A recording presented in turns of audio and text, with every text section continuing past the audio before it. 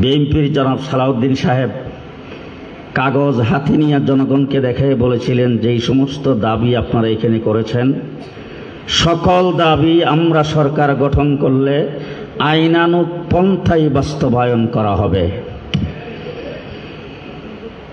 বাবুনগর যখন গিয়েছেন সেখানেও কাদিয়ানীদের অমুসলিম ঘোষণার দাবি জানিয়েছেন, সেখানেও ঠিক সুন্দরভাবে বলেছেন বিবেচনা করবেন,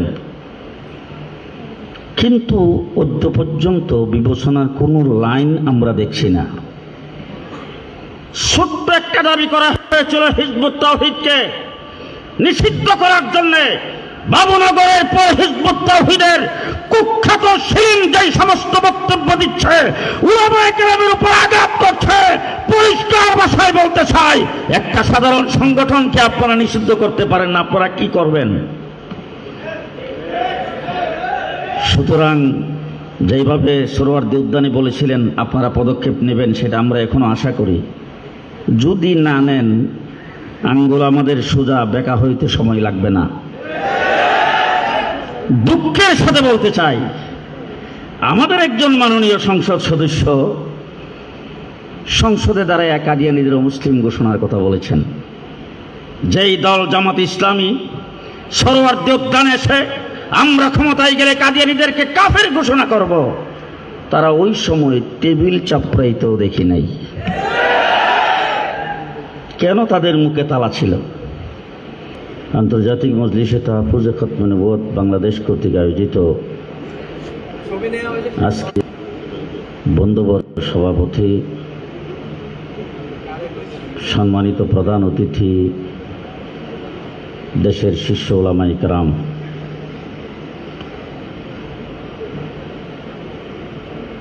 আজকের প্রধান অতিথির লিখিত বক্তব্য পাঠ করার আগে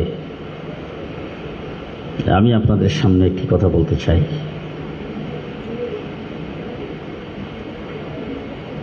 সংসদে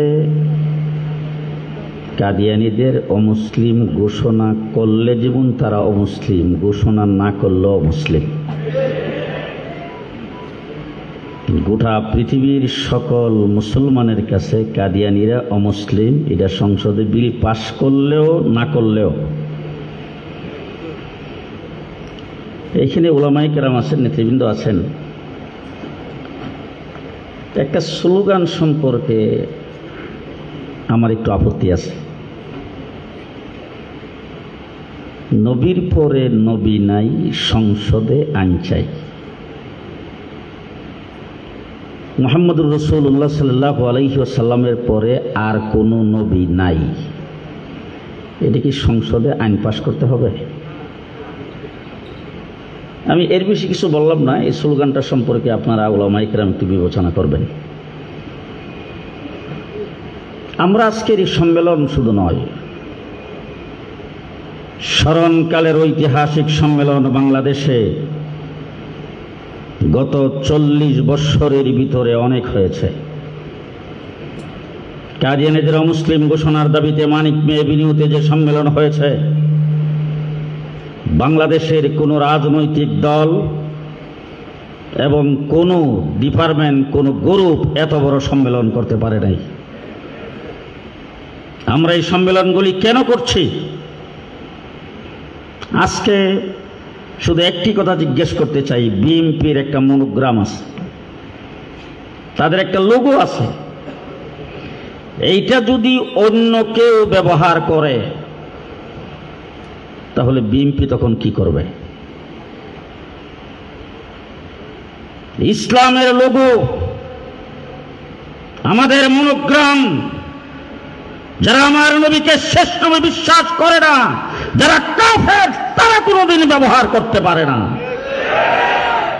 আমরা আজকে দাবি জানাচ্ছি শুধু এই জন্য, অন্যান্য জাতি ধর্ম যেইভাবে তারা ধর্ম পালন করে, কাদিয়ানীরা ঠিক সেইভাবে বাংলাদেশে থাকবে। মুসলমান নাম দিয়ে বাংলাদেশে বসবাস করতে দেওয়া হবে না, হবে না, হবে না ইনশাআল্লাহ। আজকে সোহরাওয়ার্দী উদ্যানে একটি বড় সম্মেলন হয়েছিল কাদিয়ানীদের মুসলিম ঘোষণার জন্য, আমাদের বাংলাদেশের মুরব্বী মধুপুরের পীর সাহেবের সভাপতিত্বে। সেখানে এই কয়েকদিন আগে যিনি স্বরাষ্ট্রমন্ত্রী থেকে সাবেক হয়ে গেলেন, তিনিও সেখানে গিয়েছিলেন। বাংলাদেশের বিভিন্ন রাজনৈতিক দল সমূহের নেতৃবৃন্দ যেমন উপস্থিত হয়েছিলেন, আজকের বিরোধী দল যারা, তারাও সেখানে গিয়েছিলেন। ওই দাবির পরিপ্রেক্ষিতে অত্যন্ত সুন্দরভাবে বিএনপির জনাব সালাউদ্দিন সাহেব কাগজ হাতে নিয়ে জনগণকে দেখে বলেছিলেন, যেই সমস্ত দাবি আপনারা এখানে করেছেন, সকল দাবি আমরা সরকার গঠন করলে আইনানুগ পন্থায় বাস্তবায়ন করা হবে। বাবুনগর যখন গিয়েছেন, সেখানেও কাদিয়ানীদের অমুসলিম ঘোষণার দাবি জানিয়েছেন, সেখানেও ঠিক সুন্দরভাবে বলেছেন বিবেচনা করবেন। কিন্তু অদ্য পর্যন্ত বিবেচনার কোনো লাইন আমরা দেখছি না। ছোট্ট একটা দাবি করা হয়েছিল হিজবুত তাওহীদকে নিষিদ্ধ করার জন্যে। বাবুনগরের পর হিজবুত তাওহীদের কুখ্যাত শিরিন যেই সমস্ত বক্তব্য দিচ্ছে, উলামায়ে কেরামের উপর আঘাত করছে, পরিষ্কার ভাষায় বলতে চাই, একটা সাধারণ সংগঠনকে আপনারা নিষিদ্ধ করতে পারেন না, আপনারা কি করবেন? সুতরাং যেইভাবে সোহরাওয়ার্দী উদ্যানে বলেছিলেন আপনারা পদক্ষেপ নেবেন, সেটা আমরা এখনো আশা করি। যদি না নেন, আঙ্গুল আমাদের সোজা বেঁকা হইতে সময় লাগবে না। দুঃখের সাথে বলতে চাই, আমাদের একজন মাননীয় সংসদ সদস্য সংসদে দাঁড়ায় কাদিয়ানীদের মুসলিম ঘোষণার কথা বলেছেন। যেই দল জামাত ইসলামী সোহরাওয়ার্দী উদ্যানে এসে আমরা ক্ষমতায় গেলে কাদিয়ানীদেরকে কাফের ঘোষণা করব, তারা ওই সময় টেবিল চাপড়াইতেও দেখি নাই। কেন তাদের মুখে তালা ছিল? সম্মানিত উপস্থিতি, আমির হেফাজত কায়েদে মিল্লাত হযরতুল আল্লাম মুহিবুল্লাহ বাবুনগরী দামাত বারাকাতুহুম,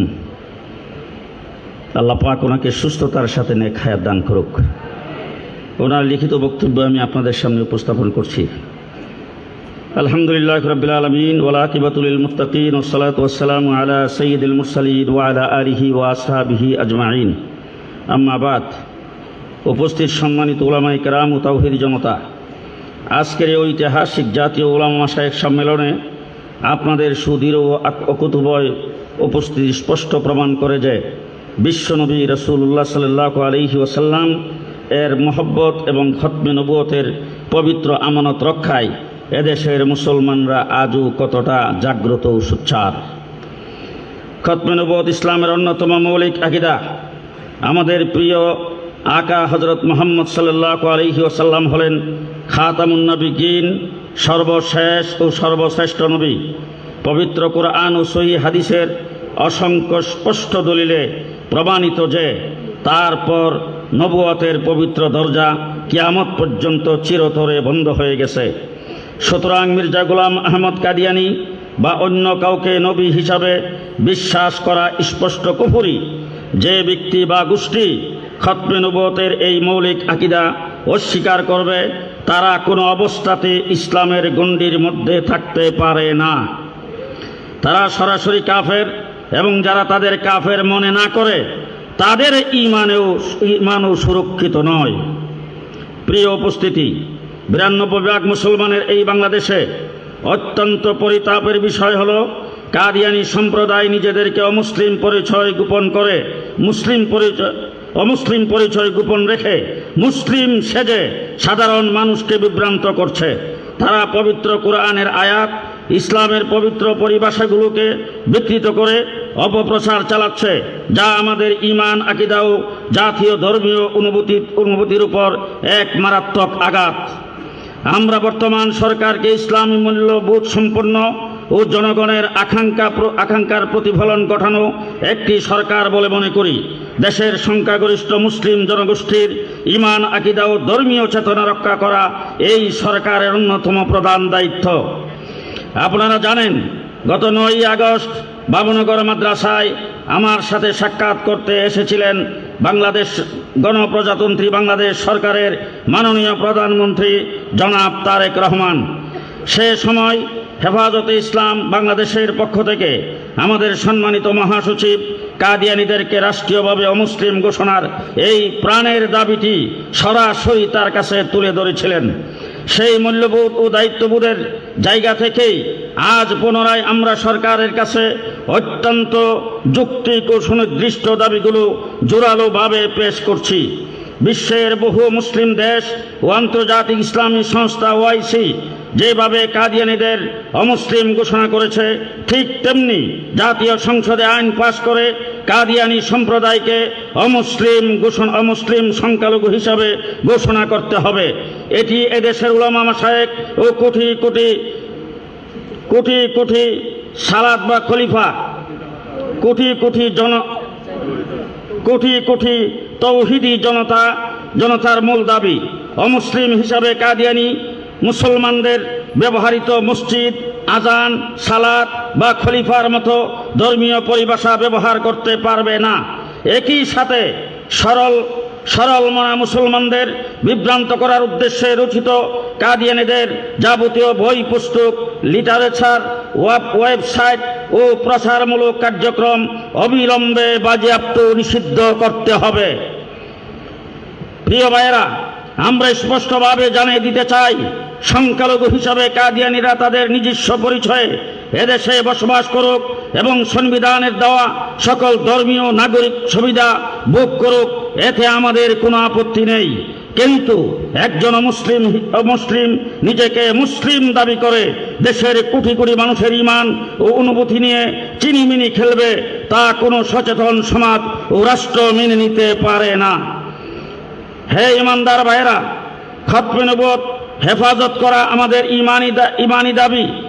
ইমানের দাবি এবং এটি মুসলমানদের অস্তিত্বের লড়াই। আমাদের এই সম্মেলন, এই আন্দোলন কেবল দুনিয়াবি কোনো উদ্দেশ্য নয়, বরং কিয়ামতের কঠিন ময়দানে রাসূল আকরাম সাল্লাল্লাহু আলাইহি ওয়াসাল্লামের শাফাত এবং মহান আল্লাহ তাআলার সন্তুষ্টি অর্জনের উসিলা মাত্র। আসুন আমরা সকল সামাজিক ও দলীয় ভেদাভেদ ভুলে শরীয়তের সীমানার মধ্যে ঐক্যবদ্ধ হই। আমাদের এই সুনির্দিষ্ট যৌক্তিক দাবিগুলো আদায় না হওয়া পর্যন্ত সুশৃঙ্খল অহিংস শান্তিপূর্ণ সংগ্রাম অব্যাহত রাখি। মহান আল্লাহ তাআলা আমাদের এই মজলিসকে কবুল করুন। দেশের উলামা মাশায়েখ ইস্পাত কঠিন ঐক্যের তৌফিক দান করুন এবং ঈমানি আমানত রক্ষার এই মহান লড়াই আমাদের বিজয় করুন। আমিন। মুহিবুল্লাহ বাবনগরী, আমির হেফাজতে ইসলাম বাংলাদেশ। আসসালামু আলাইকুম।